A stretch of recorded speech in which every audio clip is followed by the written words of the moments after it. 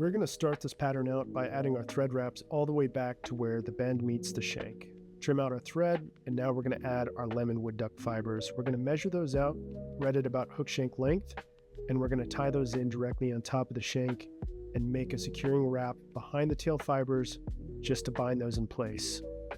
Next, we're going to add our pheasant tail dubbing rope, very thin rope. We're going to just tie that on very sparsely, pull that fiber back, and that is going to create our nymph shuck. We want to trim that out at about half the tail length.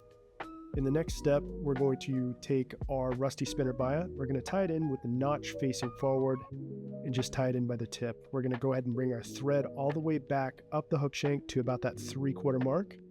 We'll grab our hackle pliers and we're just going to make nice even wraps right there at the shuck and just begin rotating the biot forward all the way up to that 3/4 hook shank mark.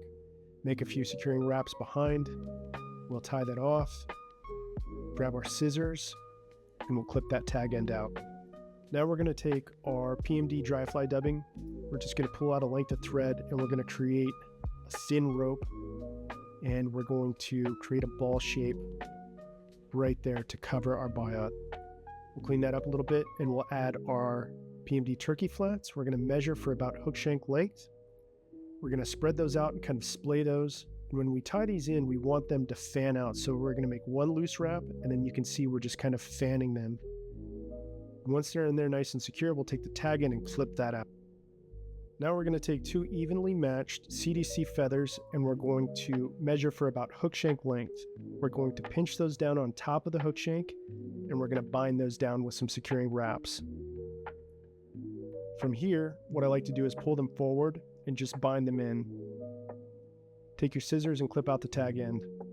Now that I have all my materials tied in, I can clean up the head here. I'll just cover those butt ends with thread and make nice even wraps, prepare to whip finish. I'll snip out the tag end, and now I can add a dab of head cement to finish out the pattern. I'll kind of preen things and clean them up, and now we have a completed fly pattern.